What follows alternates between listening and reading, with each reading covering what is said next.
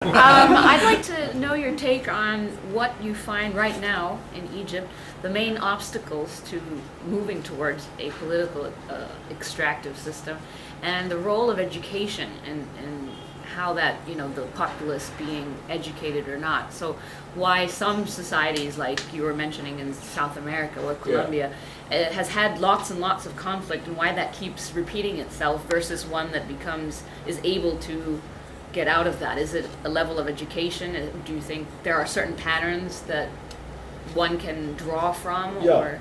I think education is important, but I also think you can observe transitions towards much more inclusive institutions in relatively uneducated societies. So that was certainly true of Britain, and it was true in many other parts of the world that you look at.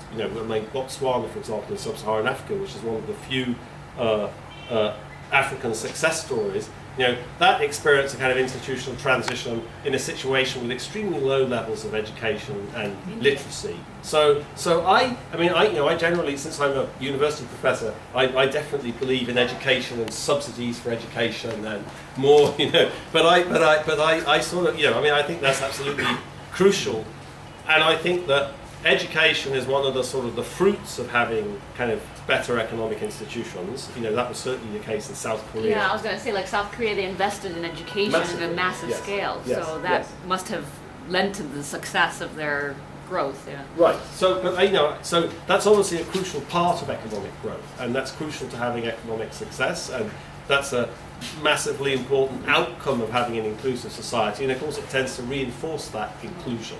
But I'm not sure. A lot of people have said that to me this week, that, but there's so many illiterate people in Egypt, how can you possibly, but I think, illiterate people can still act, they still understand their preference, they still understand, they have interests, they have preferences, they know a lot about the world, I'm sure that illiterate people, of course, you have to communicate with them and inform them in a different way, but, politicians do that. That's their job. That's what politics is supposed to be about. And I would guess that it's still quite possible for illiterate people to make rational decisions. There's a very interesting experiment, for example, in Brazil, where there was a lot. They allowed illiterate people to vote in Brazil after the transition from the military. But then in 1990, they changed the balloting system because they realized that they had this very complicated balloting system where you had to write in the name of the candidate. So this was very difficult for illiterate people. So they moved to a system where people pressed buttons. And what you observe is that illiterate people were quite capable of making decisions in their own interests. And in fact, in the places where they switched to this balloting system where you just saw the candidate's picture and you press the button, you see huge increase in pro-poor expenditure, which seems to have been exactly because illiterate people now got to vote, because instead of having to write in the name of some candidate, this was very simplified. So that to me suggests that illiterate people are quite capable of understanding what's in their interest and voting in favour of it if the institutions are sufficiently amenable to them. So in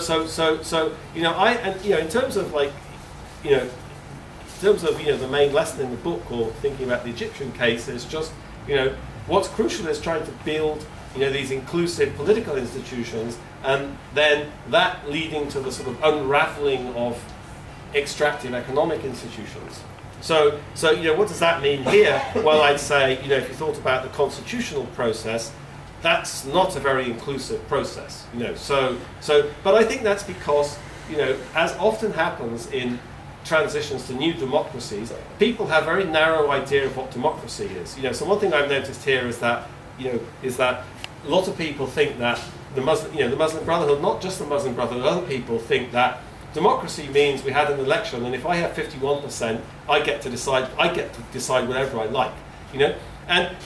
But there's something called the Bill of Rights in the United States. In England they sort of got it. They actually had it the other way around. They established a lot of these rights before they had mass suffrage. And I think democracy is not just about, it's not just about 51% majority rule. It's about checks and balances. It's about rights and fundamental rights, protection of minorities, equality before the law, lots of other principles. But that's often difficult to kind of, inscribed. You know, the Bill of Rights actually was a kind of addendum to the U.S. Constitution. So I think, and I think that, but that's very, that's very clear in new. If you just look kind of statistically at new democracies are very volatile. They're much more volatile economically and politically, and I think that's because people have to learn how to play by the rules. They have to learn. Institutions have to be built by people. People's behaviour has to change. Their expectations have to change.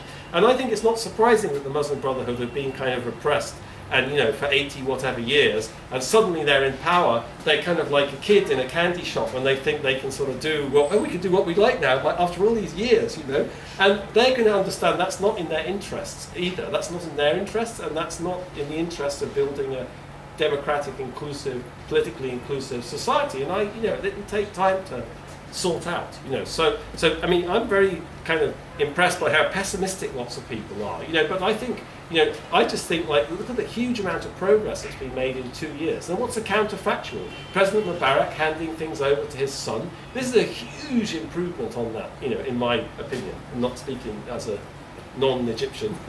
That to me that looks like an improvement, yes, there's lots of transitory problems, and people are very concerned about, is the country going to turn? Is it going to be just elite circulation? We're going to have a new elite, and it's going to go on as the same. But if you thought that was true, then you shouldn't be upset, right? Because then it's sort of like the old regime going on. So that's not worse than the old regime, right? It's just, So and I guess you could be concerned. A lot of people express the opinion to me that, there's something, there's Islamic values and Islamic economy, and that's going to be very bad for everybody, and that's going to lead, So but again, I'm not convinced that, one of the things we talk about, I didn't say in my book, but we talk about this issue of sort of values, and I think that if you look at world economic history, you see that many different sorts of religious systems are consistent with economic growth. Protestantism, Catholicism, look at atheism, look at Japan. Japan has this completely strange religion. Everyone is the tree is a god. You're a god. We're all gods. I mean, there's no big deity. That it's a very kind of animistic type religion. That was consistent with constructing a modern, successful economy. I think many different value systems, normative beliefs that people have, you can have those. The Japanese modernized their society, and they kept their culture completely intact. Social institutions, their religion. Japan is nothing like the United States. They preserved intact their cultural distinctiveness. And so I think that means there's lots of scope for having very different types of societies, and that doesn't really fundamentally clash with prosperity. Of course, you could say, a lot of people told me, oh yes, but what about women? What about the role of women? In Islam, isn't that an impediment to economic growth? And yes, we know from the evidence in developed economics that female empowerment is incredibly important for economic growth, for education, for child health, for all sorts of things. Men, as we know, waste all the money on alcohol, gambling, and cigarettes. Well, I guess they don't waste it on alcohol in a Muslim society, so that's a plus. But I also think that in England, I'm English, in England, my mother used to say a woman's place was in the home. Until the 1940s or 1950s, or even more recently, there was a huge amount of repression and discrimination against women in most Western countries too. Women's place was in the home, and my mother used to say in the 1970s, when women's rights hit, God, what a fool I was. I changed my name to Robinson. What kind of idiot was I thinking? I was being repressed and I didn't know it.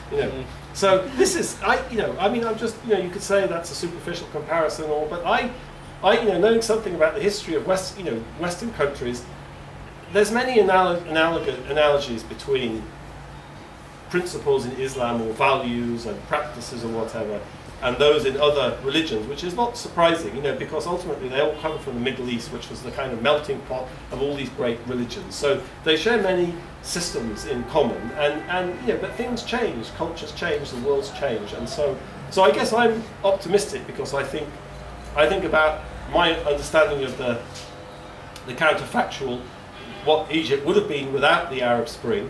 And I see, that this is natural to have a lot of these problems in building an inclusive society. But I would say, going back to the main kind of empirical claim in the book, which is that, what you need to have a more inclusive society is you need to have this broad coalition involved in the struggle. That's Egypt had that. Egypt had that, and this is a very different type of political society, it seems to me, than you had 2 years ago, and that's very positive, at least from the framework of the book. I could be wrong. You have to stick your neck out when you write a book. Yeah. I would like to ask what motivates having or developing extractive political and economic institutions, and is it a political decision? What motivates developing? Well, I think the book takes a rather, you might say, overly simplistic, materialistic view of this. If I go back to the South African example, that was a set of economic institutions that made white people wealthy at the expense of black people. So that's fundamentally a very kind of materialistic theory. I'm an ex-economist. I teach in the political science department nowadays, but I used to teach in economics. And so economics is very materialistic. So it's basically, and I understand politics is about more than that, but I think that economic interests are very powerful in understanding the desire to create different types of economic systems. So it's a material interest to create a society which benefits you. That's very simple.